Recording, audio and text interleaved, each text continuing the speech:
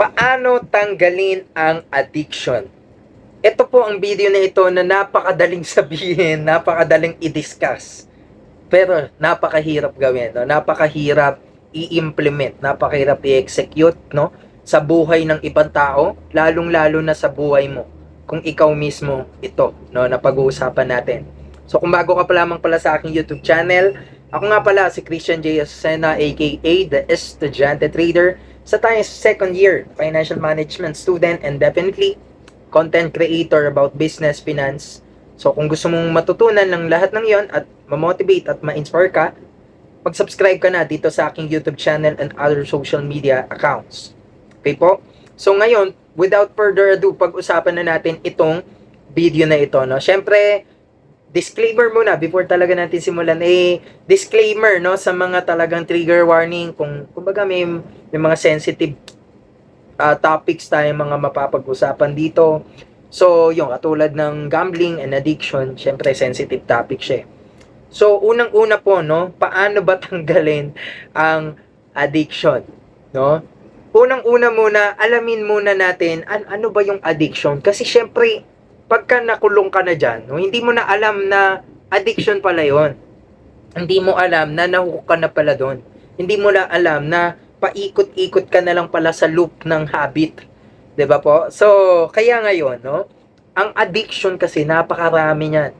Okay? At ang addiction po, syempre masama, no? At naturally, hindi siya nakakabuti, no, sa buhay ng bawat tao kung ano man yung pinagkakaadikan mo, no?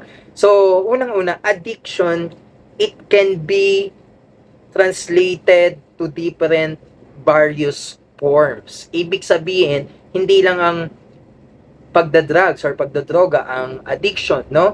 It can be also sa lahat ng bagay na ginagawa natin, no? Addict ka na sa pagtatrabaho mo, addict ka na sa paglalaro mo ng online games, na-addict ka na, no? Sorry for the term, ha? Na-addict ka na sa pagte-trade mo, no? Na-addict ka na sa panonood mo ng K-drama, no? Sorry. Sample lang po, sample lang. And lastly, actually marami pa, no? Yung, halimbawa, pagsusugal, ganyan, hindi mo na nakokontrol. Paano mo masasabi na addiction, no?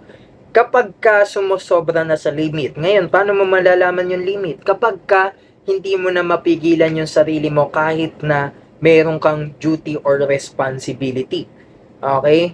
Maraming forms ng addiction. Itong pagbablog, itong social media, no? Form of addiction din siya kapag ka sumobra na po sa limit. Diba? Ibig sabihin, kapag ka labis-labis na oras, effort, as in, sobra na talaga, yung hindi ka na natutulog, naapektuhan na yung trabaho mo, yun, naapekto na yung pamumuhay mo at yung tao sa paligid mo, no? Naapektuhan mo na, na-influensyan mo ng hindi maganda, no? Nabibisit ka sa yung mga tao. That's the time, no, na masasabi natin na addiction siya. So ngayon, nandun ka na, di ba? Sorry ha, yung mga nandun lang, no? Halimbawa, nandun ka na, no? Paano ka makakakawala doon? No? To be honest, mahirap po. To be honest, walang tamang sagot kung as in, eto, gawin mo to, kinabukasan, magaling ka na, no, sa sakit mong yan. Magaling ka na sa sitwasyon mong yan, makakaalis ka na. Hindi po eh. Process siya talaga, process, no? At kailangan, sa pagkakaano ko, no, kailangan po ng tinatawag na gabay, no, ng guidance counselor or therapist, ganyan. At syempre, taong susuporta doon sa taong gustong magbago, no? Minsan gustong magbago, no? Sa pagsusugal, pag-inom ng alak, yan. Bisyo, no? Addiction din yan eh. So ngayon, dahil sa mga tropa niya, mga kaibigan niya, hindi siya makalayo-layo doon. No? Kasi bakit? Yung addiction nilayuan mo, pero yung kabarkada mo, katropa mo, circle mo, na ganun pa rin ang ginagawa na alam mong hindi tama, nandun ka pa rin. Okay? So ngayon, yung addiction, bumabalik. No? Kasi, ibig sabihin nun, hindi ka pa talaga kumakawala doon sa totoong addiction mo. No? So, kailangan mo talagang i-give up, no, yung mga kaibigan mong ganyan, kaibigan ko, no. Okay, maraming factors kung bakit hindi ka makaalis-alis sa addiction mo. Halimbawa sa pagsusugal, gusto mo makabawi na makabawi, ngayon akala mo makakabawi ka pa hanggang sa dumami lang din ng dumami yung talo mo, no? So, ngayon, pag nandun ka na sa sitwasyon na yan, 'di ba? Title nga natin, paano makakaiwas or matatanggal ka sa sitwasyon na yan, no? Ay yung tinatawag po natin na syempre evaluate yourself and prayer, no? Alam ko hindi madali, no? Alam ko parang nagkukwento lang tayo dito, pero yun talaga kailangan hihintayin mo pa ba? O, yun nga ang point Itong video nito, pag may nakapanood nito na nagsusugal, no? Or lulong na sa kahit anong bisyo, addiction, no? Hahantayin mo pa ba na masira yung health mo? Masira yung relationship mo? Masira yung financial stability mo or financial status mo? Aantayin mo pa ba na masira yung lahat ng pinaghirapan mo and everything in your life?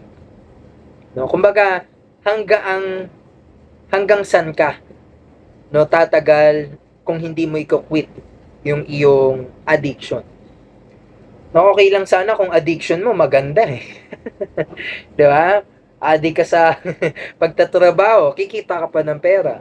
Pero syempre in moderation lahat ng bagay. Ngayon yun nga masasabi mong addict ka na kahit sa anong bagay kapag ka hindi na siya in moderation, meaning lumampas na sa sobra-sobrang limit. 'Di ba po? So, marami, 'di ba? Yung kahit sa idol mo, pwede ka maging addiction din 'yun, no? At idolatry, 'di ba? Kapag ka labis-labis kang humahanga sa isang tao, artista, kahit ano po, no? Kahit ano ang sobra talagang masama. So, kailangan mo, syempre, mag-pray ka, no? At magpatulong ka, no? May evaluate mo naman yan sa sarili mo, mararamdaman mo yan ng konsensya mo na shocks, no? Ginagamit ko na pala yung pera ng ibang tao para makapag-bisyo, makapag-sugal, makapag-inom, no? Or ganto ganyan, di ba? So, grabe talaga, no? Maraming nasisira na buhay, pamilya, relationship, pangarap, no? Dahil sa pagbibisyo, no? Marami pong klase ng bisyo na hindi kayang agad-agad, no, natalikuran ng tao. Kasi tao ka lang din syempre. So katulad ako, no, ayan nga, para ma-share ko lang, last 2 minutes ng video na to. So ako po ay nag-try, no, manigarilyo, pero sobrang isang stick lang ata, then trinay ko lang out of curiosity, wala na, no, tinapon ko na agad, natakot po ako. Trinay ko rin mag-vape, no, ng siguro less than 2 months or 1 month. Tinigilan ko na rin siya, no. Nag-try din ako mag-online casino or sugal. Tinigilan ko na rin siya. At kung maglalaro man nga ako, kung sinasabi ko nga, talagang for fun lang. Kung may extra pera lang ako, yung talagang sobrang libang lang, no. Hindi katulad na dati parang hinahabol mo kung ano yung natalo sa'yo. Pag natalo ka ngayon, wala na. Wala lang sa'yo, no, kasi may extra pera ka rin. So kasi hindi naman natin mapipigilan syempre kung mga tao nga, no, kung magsusugal sila o hindi, no? Hangga't meron naman silang pag-control sa sarili, no, sa lahat ng bagay, no? Okay naman 'yon, 'di ba? Kasi depende sa trip 'yan Ang mahalaga nga lang syempre hindi ka nalululong. Hindi naapektuhan yung pamumuhay mo and everything you do, no?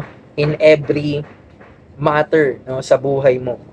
So, kaya yun lang, no, magpatulong, magdasal, evaluate yung sarili, syempre, change of mindset, change of thinking, change of perspective sa buhay. Alam ko hindi madali lahat ng ito, pero yun, kung gusto mo talagang makabangon, kailangan mo, kahit mahirap, pilitin mong magbago, no? Kasi habang may panahon pa, habang may chance ka pa, habang buhay ka pa, okay, may pag-asa naman. Okay po? So yun, no? Sabi nga, change is only a second but lifetime of maintaining it. Alright? So yun lang mga ka-traders at mga guys, please lang, wag na kayong malulong sa sugal. no, sa bisyo at kahit anong uri pa man ng addiction. Yun lamang po.